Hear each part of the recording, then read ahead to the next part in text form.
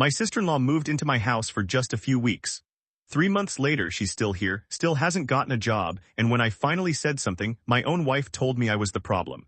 I 32 million have been married to my wife Megan 30F for 4 years. We have a 2-year-old daughter, a mortgage, and up until 3 months ago, I would have said we had a genuinely happy marriage.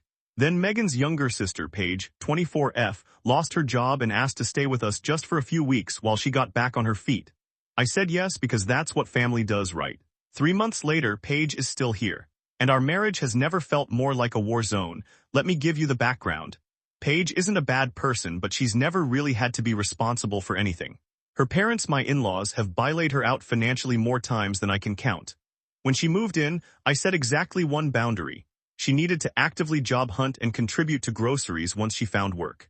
Megan agreed this was fair. Paige agreed too, at least out loud. Week 1, no issues. Week 2, I noticed she wasn't job hunting, she was sleeping until noon and spending her unemployment money on takeout and a new phone. I didn't say anything yet because I wanted to give her space to adjust. By week 6, she still hadn't applied to a single job that I knew of, and my grocery bill had nearly doubled because she was eating like a paying tenant without acting like one. I brought it up gently with Megan in private, no accusations, just, hey, we agreed on a plan, can you check in with her about it? Megan said she would. Nothing changed. By week 10, I'd had enough. I sat down with Paige directly, calmly, not yelling, and asked what her plan was. She got defensive immediately, said I was keeping score and that family doesn't put a timer on helping each other. I told her I understood that, but that this was still my house, my daughter's home, and I needed some kind of timeline. She stormed off and told Megan I'd attacked her. That night, Megan and I had our first real fight in years. She accused me of being cold and unwelcoming to her sister during a hard time. I reminded her that we'd agreed on conditions together and that I wasn't the one who broke them. Megan said, and I quote, "She's my sister, you need to be more patient.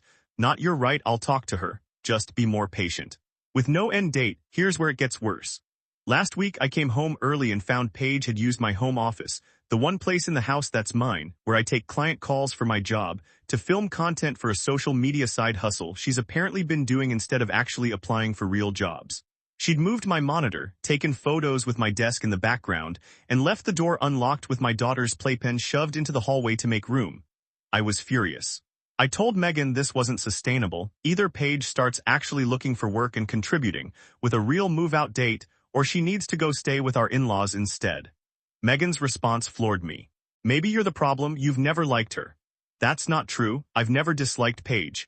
I dislike the double standard where I'm expected to fund and host an adult who isn't even pretending to try, while my concerns get treated as me being the villain.